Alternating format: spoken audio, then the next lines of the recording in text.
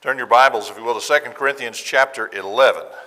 2 Corinthians chapter 11.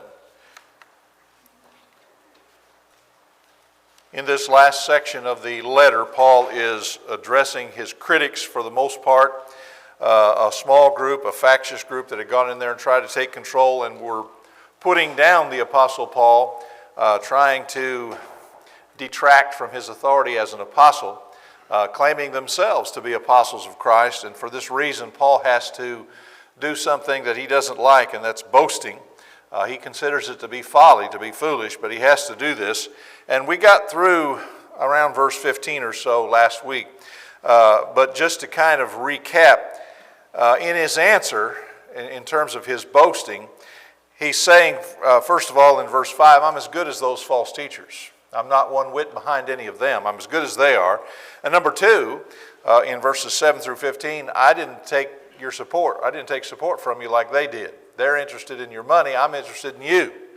So those are the two things right there so far that he's bragging about. He wouldn't normally brag about those things, but he's doing it to show that I'm not like them. I'm totally different than them.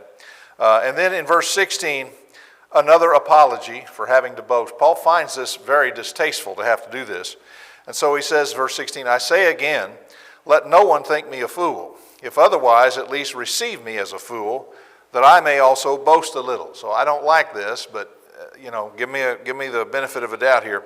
What I speak not according to the Lord, but as it were foolishly in this confidence of boasting. I don't like having to do this. Seeing that many boast according to the flesh, I will also boast. I'll do what they're doing. And then some illustrations in verse 19. For you put up with it. Now stop right there just a second. You see that phrase, you put up with it? And go back there to verse 4. I had mentioned earlier, he was worried about them believing in another Jesus or receiving a different spirit or a different gospel. He says, you may well put up with it. And he returns to that same language there in verse 19. You put up with it, okay? And he's starting to talk about what these guys did. You put up with it, or you put up with fools gladly, since you yourselves are wise. Now this little section here is dripping with sarcasm. He doesn't really mean to say that they're wise. He's merely trying to say just the opposite, But you put up with fools, since you're so wise and so smart. You put up with it if one brings you into bondage, if one devours you, if one takes from you, if one exalts himself, if one strikes you on the face. This is how far they were allowing these false teachers to come into their midst. They would put up with it if you brought them into bondage. One of the, going all the way back to chapter 3, one of the issues Paul dealt with was the difference between the Old and the New Covenant. And if you went back to the Old Covenant, the Apostle Paul said, and we'll see that in the Galatian letter that follows, what happens to us? We become enslaved. We become enslaved to the law. You can't be saved on the basis of the law of Moses. And so if one brings you into bondage to the law of Moses, you put up with that. You let him do that. If one devours you, they're taking advantage of you and eating you whole. Okay? And you put up with it. You just let them stay there. If one takes from you, they were taking support and Paul was not. So if one takes from you, if one exalts himself, claiming to be an apostle when they weren't, if one strikes you on the, why you're so into these people, you'd let them just slap you right on the face. That's how far they've come. That's how much influence they have. And you put up with it. You let them do all this, okay? So at least let me brag a little bit. If they're going to brag about all the things they've done and all the things they claim to be, then let me brag a little bit. Verse 21, to our shame, we were too weak for that. And again, more of that sarcasm. Paul's not weak at all. But he's saying, well, we were too weak for that. We're not like them, but we're too weak for that. We don't do what they do. But in whatever anyone is bold, I speak foolishly, I am bold also. Let me tell you what I am. Verse 22, are they Hebrews? These false teachers. So am I. Are they Israelites? So am I. Are they the seed of Abraham? So am I. So Paul is saying here, as far as race is concerned, I am equal to them. They're Hebrews, they're Israelites, so am I. So there's no difference there. Are they ministers of Christ? And of course, we already know the answer to that from verse 13. Are they ministers of Christ? No, they're false apostles. But are they ministers of Christ? I speak as a fool, notice that. Of course they're not. But if they are, I am more. Now watch this. When Paul starts bragging here, he's bragging in the sufferings he endured. These guys would come in and brag about being apostles and brag about being able to take support and brag about their influence. Paul says, I'm going to brag about my suffering. And that again shows the difference between them and me. I'm not like them in any way. And I want you to see a clear distinction between those false apostles and me. So, are they ministers of Christ? I speak as a fool. Of course they're not. I am more. If they are, I am even more. In labors, more abundant. In stripes, above measure. In prisons, more frequently. In deaths, often. His critics couldn't say that. They just kind of moved in on Paul's territory and took over. They didn't go through any of that suffering. They didn't suffer for the cause of Christ, for the gospel of Christ. They're not even preaching the gospel of Christ. And so I'm totally different than they are. Okay? I've suffered all these things. Labors, stripes, prisons, in deaths. I've been in danger of death is the idea. I've been in danger of death many times. And then he gets specific. From the Jews, 5 times I received 40 stripes minus 1. Now 40 stripes minus 1 is 39. When the Jews would put stripes on a man, they always did 39. They were allowed to do 40, but they always did 39 to make sure they didn't miss the count. So they wouldn't do too many. And so 5 times I endured that from the Jews. That's pretty rough because that's the kind of beating that leaves marks that he's talking about here. He's talking about a whooping with a whip, you know, and stripes, and so that's harsh. That's a scourging. That's really what it is a scourging. So I endured scourging 5 different times. 3 times I was beaten with rods. So, you know, we're talking probably about a big old heavy rod like that, and he's beaten with those. Once I was stoned.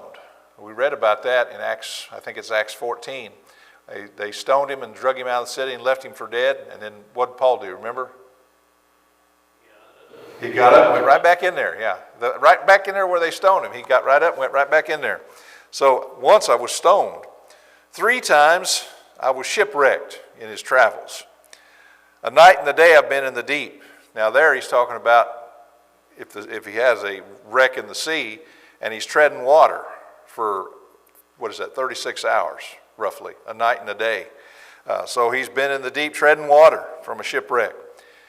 In journeys, often. In perils of waters.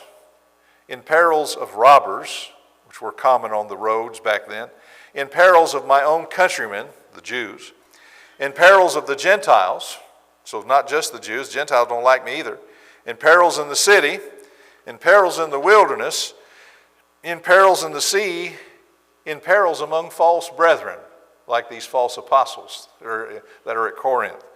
In weariness and toil and sleeplessness often, in hunger and thirst and fastings often, in cold and nakedness. Now, the fastings here were not religious fastings. They were fastings because of circumstance. Because of the hardships he's enduring, he doesn't have anything to eat. Okay, so he's not fasting religiously here. I'm not saying Paul never fasted religiously, but here he's not referring to a religious fast, but a fast because of circumstance. There's nothing to eat. So, did I hear something over here? No? So, in cold and nakedness. So look at all this. And Paul said, I am totally different than those guys. They haven't suffered any of that. Not even a fraction of that. They just kind of moved in on my territory and took over and claimed to be apostles. And look at the difference between them and me. They like to puff and brag and blow and control you, and I'm serving you. And I'm going through all of these things to serve you and to serve all of the brethren. And besides all of that, in verse 28, what comes upon me daily, my deep concern for all the churches. As an apostle, he's not just worried about Corinth, he's worried about all the churches. And so that's an added burden. On top of the physical burdens, he has the emotional burden of worrying about his brethren. That's why he wrote all these letters, writing to churches, trying to correct them and teach them and get them grounded in the faith. And so he's worried about them all the time. And he's certainly worried about the Corinthian church, but not just that one, but all of them, he says. Who is weak? And I am not weak. I feel what you feel. If you're weak, I'm weak. Who is made to stumble, and I do not burn with indignation? It makes me mad when somebody makes another brother to stumble. If I must boast, I will boast in the things which concern my infirmity. And he just did. He just got done doing that. I'm going to brag about the sufferings for the cause of Christ. They can brag about being apostles all they want to, but they're not. I'm going to brag about the sufferings and what I really endure for the Lord. So you get a nice picture here of this guy. And what an amazing guy that Paul was. He willingly took all of this suffering on for the cause of Christ. Now, think about, Paul's one of the most stark proofs for the truthfulness of the gospel. He's a great evidence, in his life is an evidence for the truthfulness of the gospel, because here's a guy who was highly thought of among the Jewish people, equivalent to a rabbi, highly educated at the feet of Gamaliel, and was even persecuting Christians. He had it made from a Jewish perspective. Okay, but all at once, he changes. And he gives up all of that prestige and power, and the persecutor becomes the persecuted. Why would anybody do that? Why would Paul, who had it made among the Jewish people in his reputation and in his power and in his influence, why would he give that up and suffer all this stuff he just listed here? Why? Yeah. He saw Jesus. Yeah. And this is the proof. Who does that? Who goes from having it all made and into all this suffering deliberately, unless he had a good reason? And the good reason was he saw Jesus. He knows he's alive. He knows he's the Lord. He knows he's the Son of God. So Paul, his very life is one of the strongest evidences of the truthfulness of the gospel, because people don't do that without a good reason. And he had a good reason. Okay. And notice again how that distinguishes him from those false apostles. They didn't do any of that. They didn't take on any of that suffering. All they wanted to do was come in and take over and receive support and just take over where he'd already planted and worked. And so they were totally different in their whole approach to things. He gives another example at the end of the chapter. The God and Father of our Lord Jesus Christ, who's blessed forever, knows I'm not lying. In Damascus, the governor under Aretas the king was guarding the city of the Damascenes, I'll say it right in a second, the Damascenes with a garrison desiring to arrest me. But I was let down in a basket through a window in the wall and escaped his hands. This was way back when Paul was first converted, back in Acts chapter 9. We might go back and take a quick peek at that.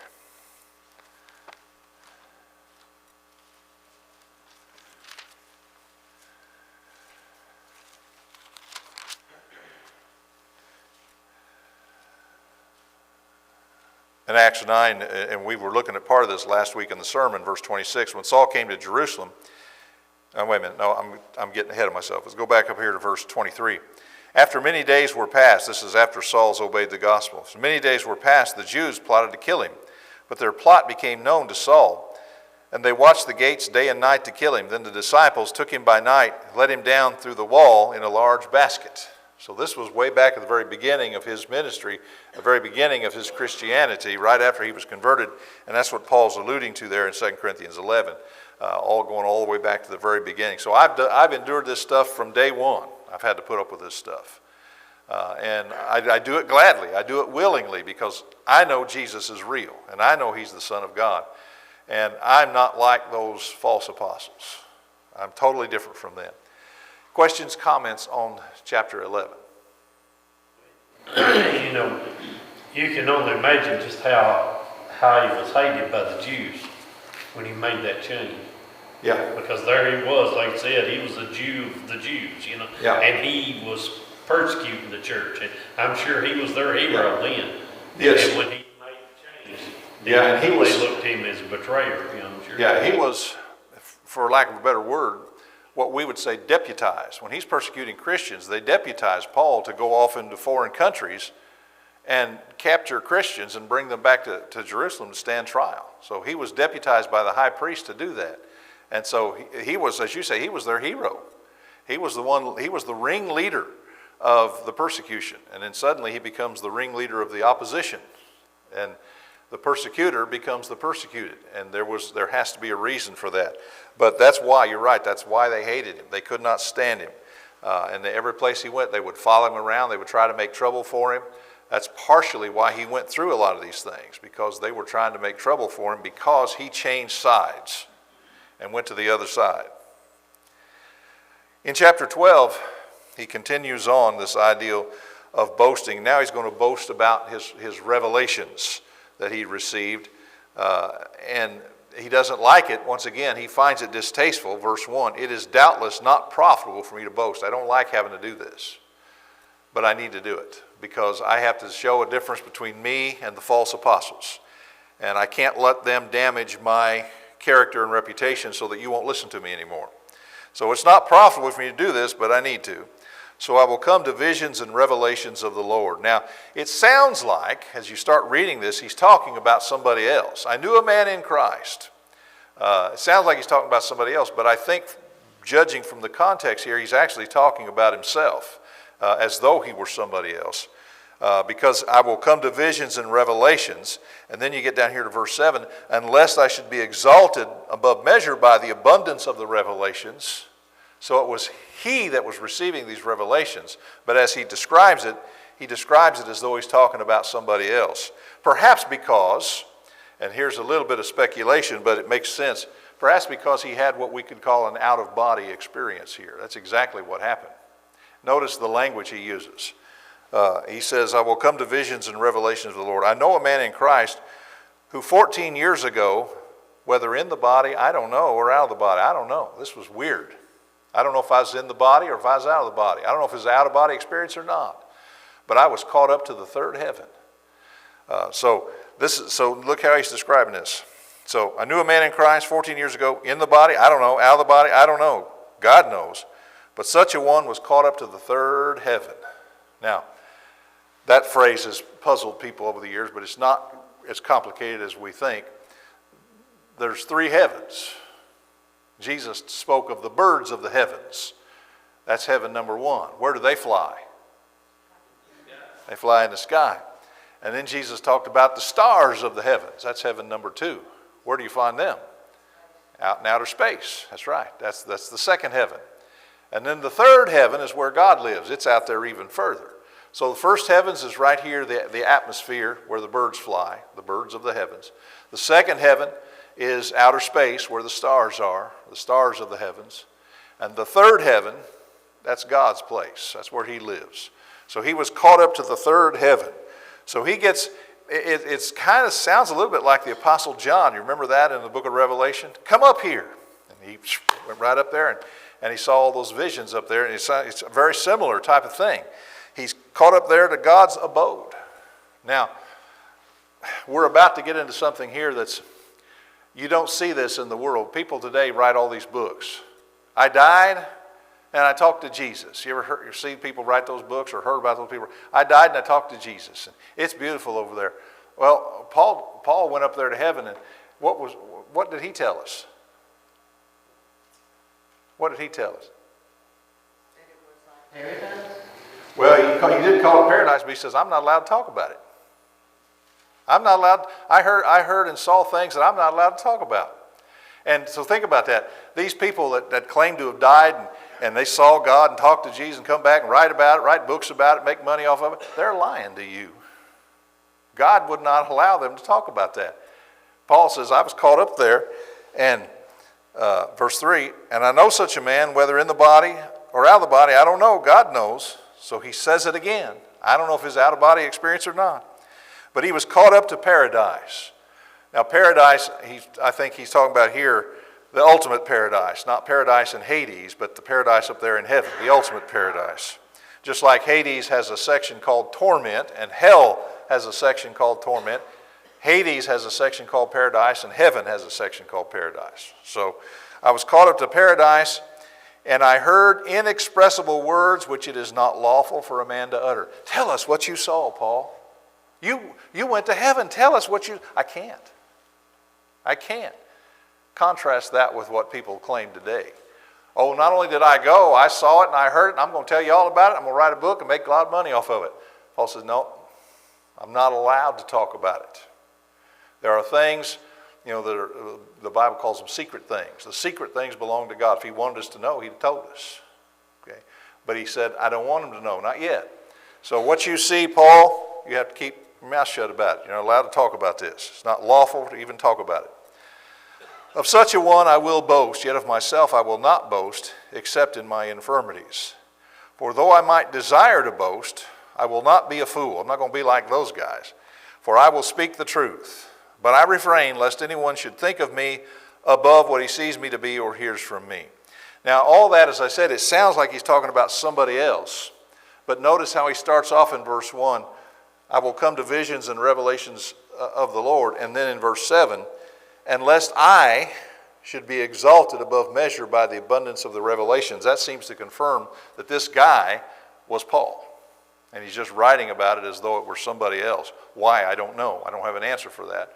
But I think he was the one who was caught up there to the third heaven. I think it was Paul. And so Paul says there's something here that happened to me. Lest I should be exalted above measure by the abundance of the revelation, a thorn in the flesh was given to me, a messenger of Satan to buffet me, lest I should be exalted above measure. You can imagine, been very many people get to go to heaven and see it. Paul did. Apostle John did. Ain't very many people, boy, the Lord must really like me. I must really be privileged. And he says, no, the Lord says, I need to keep you humble here. I'm not going to let that puff you up, okay? You're not going to be exalted just because I gave you a glimpse of something that I haven't given very many people of. And so he allowed a messenger of Satan, this thorn in the flesh. Now, nobody knows what this thorn in the flesh is, except for what he says there. It's a messenger of Satan. That's all we know. There have been a million speculations about it. I have no idea. There is some evidence it might have been difficulty seeing, but we don't know that that's what he's talking about here. We have no clue, no idea that what he's talking about. But whatever it is, the purpose of this was to do what? To keep him humble. Yeah, because God had showed him all these amazing things, and to keep him humble from getting too puffed up about it, too big for his britches about it, God allowed this suffering to come, whatever it was, this messenger of Satan, lest I be exalted above measure. So it's some kind of physical suffering, yes? Jesus said that I will show him what he must suffer for my name. Yeah, I will show him many things he must suffer for my name's sake. You're right. And he certainly showed him that, and he certainly went through the suffering as well. That's right. Now, the natural thing to do when you're having some kind of hardship is to pray. And so concerning this thing, I pleaded with the Lord 3 times that it might depart. Lord, that's an awful lot of suffering, this messenger of Satan, this thorn in the flesh. Please take it away.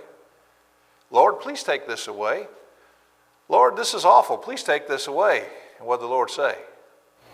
The grace is sufficient. Yeah. Translation, no. I'm not taking it away. I'm not taking it away. I've got plenty of grace to get you through this. You're going to be just fine. It ain't going to be comfortable. It ain't going to be easy, but you'll be fine. Just hang in there. I'm not taking it away. And you learn a lesson here about prayer, that sometimes God says no. And people say, God doesn't answer prayers. Yes, he does. Sometimes the answer is yes, and sometimes the answer is no. I'm not going to do that. And sometimes the answer is wait a little while. But in this case, the answer was a clear, resounding no. You're not getting this thorn in the flesh removed. You're going to keep it. You need it. You need it to keep you from getting puffed up and exalted. Now, think about that. If the Apostle Paul needed that, how much more do we need those kind of things to keep us humble? You know, here's this great, wonderful Apostle Paul who wrote half the New Testament, and yet God thinks it fitting to allow suffering to come to him to keep him humble. So how much more you and I we're going to have sufferings. We're going to go through hard times. That's the nature of the world we live in. And we need not think that everything's going to be hunky-dory for us from the time we're baptized until the time we die. That's not the way the world works. Everybody suffers. Some suffer more than others. Some suffer differently than others, but everybody suffers. Okay. Do you think how easy it would have been for Paul to start a church? You know, I mean, or to have something named after him, and had to, but you know, but he didn't, you know, I mean, the things Paul did and went through and the abilities that he had through the Spirit, how easy would it have been for him to start his own. started something in his name? And people do that today. People have done a lot, and never nowhere close to what he had. Yeah, people do that today. You know, they'll start their own group, their own religion, and Paul could have done that.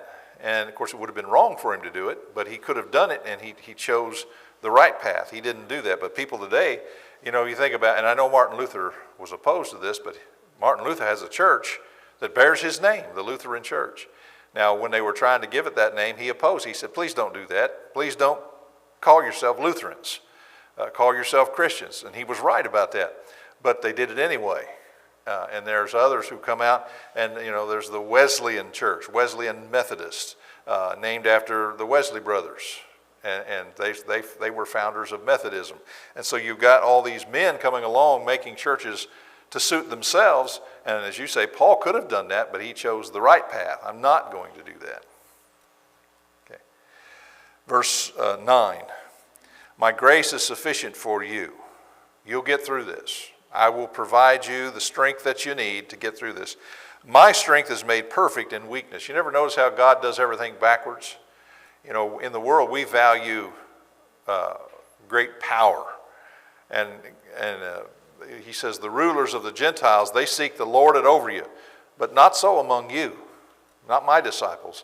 Let the greatest among you be your servant. In God's kingdom, the way up is down. He does everything backwards. So you know where the glory belongs. It doesn't belong with you. It belongs with him. The glory goes to him. That's why he does it backwards.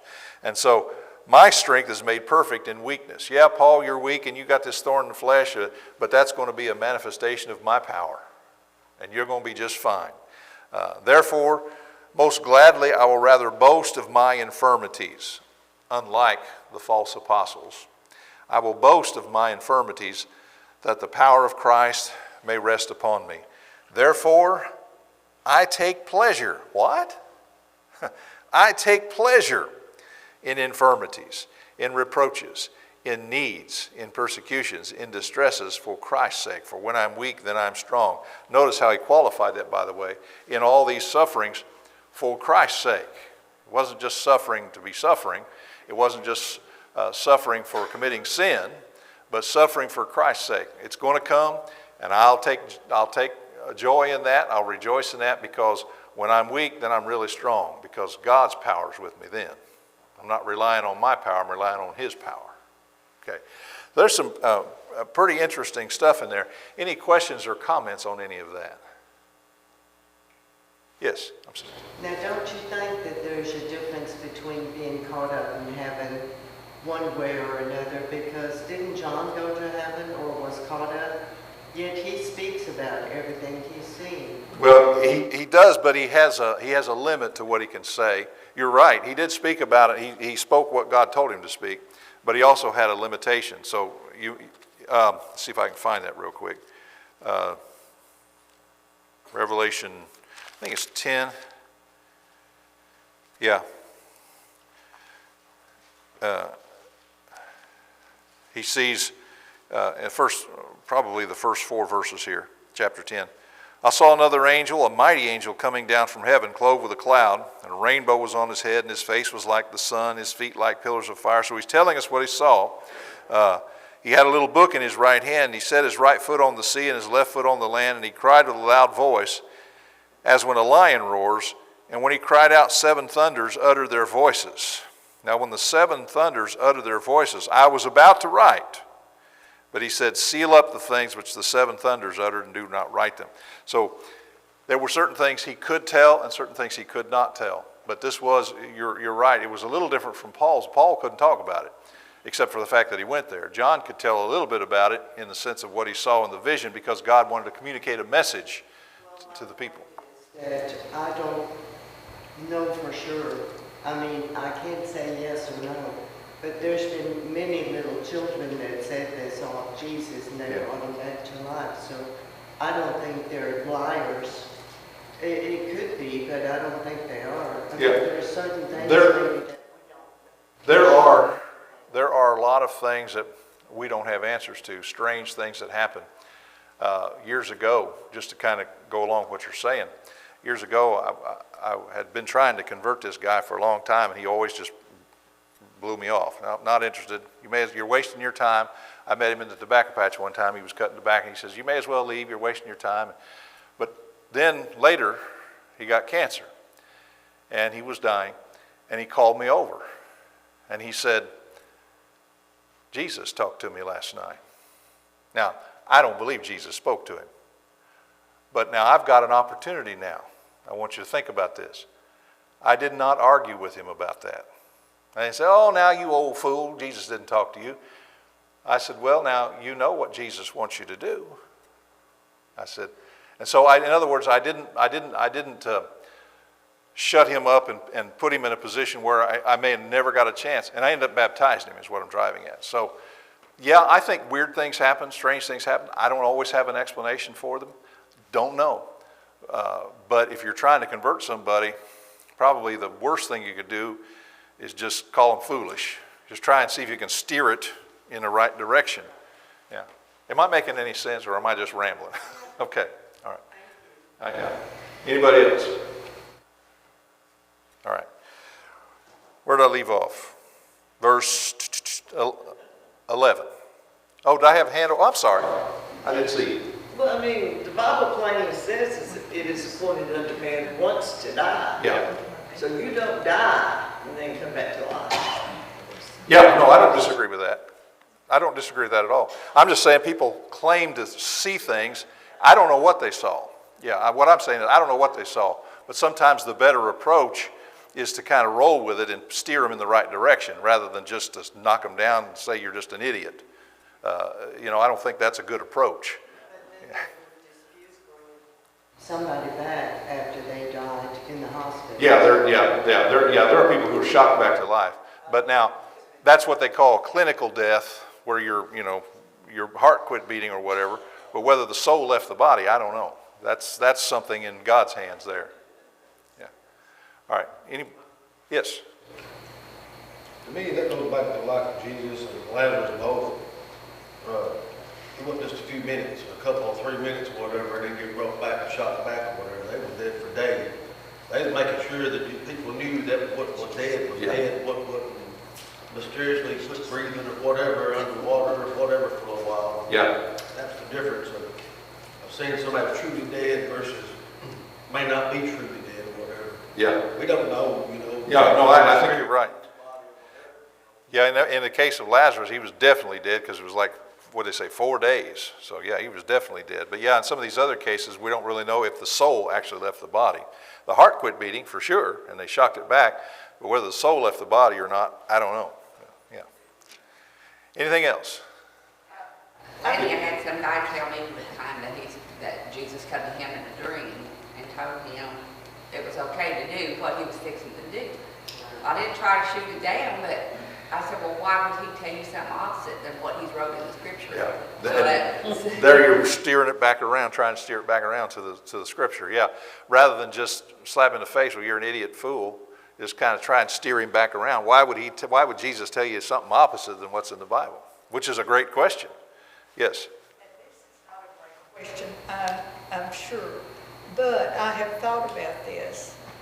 Could it be that the reason Paul had to suffer so much persecution was, because through the providence of God, what he had done before he became a Christian?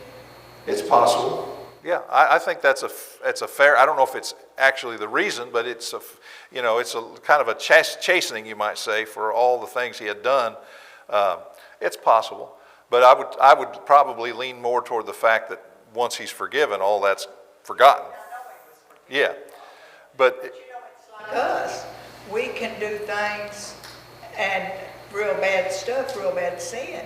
Yeah. And we can be forgiven, but we have to suffer the consequences. But we And suffer. King David is another example. He committed adultery with Bathsheba. He was forgiven. God said, I forgive you. But he still had to suffer. His children turning on him and doing all those wicked things. And that was sort of a chastisement for what he had done with Bathsheba.